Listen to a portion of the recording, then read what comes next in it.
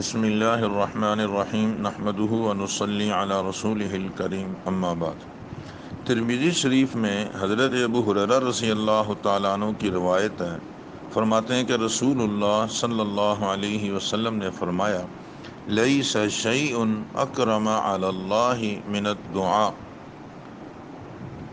دعا سے بڑھ کر کوئی بھی چیز اللہ رب العزت کے نزدیک برتر اور بزرگ نہیں ہے۔ ترمذی شریف میں ہی حضرت انس رضی اللہ تعالی عنہ کی روایت ہے، آپ صلی اللہ علیہ وسلم نے فرمایا، الدعاء مخ العبادہ، دعا عبادت کا مغز ہے۔ حضرت ابو ہریرہ رضی اللہ تعالیٰ عنہ کی ایک اور روایت ترمذی شریف میں ہے، آپ صلی اللہ علیہ وسلم نے فرمایا، من لم یسأل اللہ یغضب علیہ، جو آدمی اللہ تعالیٰ سے سوال نہیں کرتا تو اللہ تعالیٰ اس پر غصہ ہو جاتے ہیں۔ ان تمام احادیث سے یہ بات معلوم ہوئی کہ دعا یہ بھی مستقل ایک عبادت ہے، بلکہ عبادت کا بھی مغز ہے۔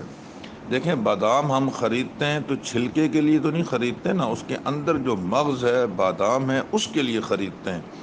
تو اصل قیمت اس مغز کی ہے، اوپر چھلکے کی نہیں۔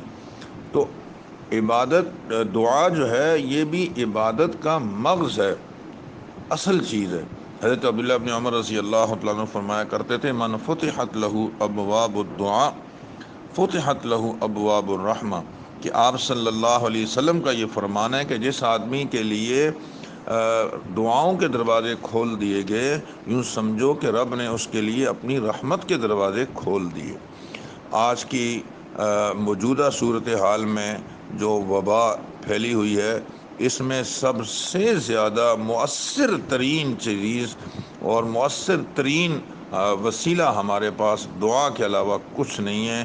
صبح میں بھی دعا مانگیے، دوپہر میں بھی، شام میں بھی، فرض نماز کے بعد، قرآن مجید کی تلاوت کے بعد، اذان کے بعد، ہر نیک عمل اختیار کرنے کے بعد دعاؤں کا اہتمام کیجیے۔ اللہ تعالیٰ ہمیں اس موجودہ وبا سے بھی محفوظ فرمائے اور دیگر اعمال صالحہ کی توفیق دے، اور برے اعمال سے اللہ ہماری حفاظت فرمائے۔ دعا دیر تک نفل پڑھنا، تلاوت کرنا لوگ عبادت سمجھتے ہیں، مگر دیر تک دعا مانگنے کو عبادت نہیں سمجھتے۔ ہمیں دیر تک دعا مانگنی چاہیے اور یقین رکھنا چاہیے کہ اس دعا کی برکت سے یا تو کوئی آئی ہوئی مصیبت اللہ ٹال دیں گے، یا کسی مصیبت کو آنے ہی نہیں دیں گے، اور یا جو دعا مانگی اللہ تعالیٰ فوراً قبول فرما لیں گے، یا اللہ پاک اس کو اپنے یہاں ذخیرہ بنا دیں گے۔ کوئی نہ کوئی شکل دعاؤں کی قبولیت کی ضرور ہو جاتی ہے، کہ کوئی بھی دعا رائیگاں نہیں جاتی۔ اللہ تعالیٰ مجھے اور آپ کو اس پر عمل کرنے کی توفیق عطا فرمائے۔ اپنے گھروں کا ماحول دعاؤں کا بھی بنائیے اور دیر تک دعا مانگنے کی عادت ڈالیے۔ یہ مستقل عبادت ہے، اور اس وقت موجودہ حالات میں اس سے بڑھ کر ہمارے پاس کوئی مضبوط ترین سبب اور وسیلہ نہیں ہے۔ وآخر دعوانا ان الحمد للہ رب العالمین۔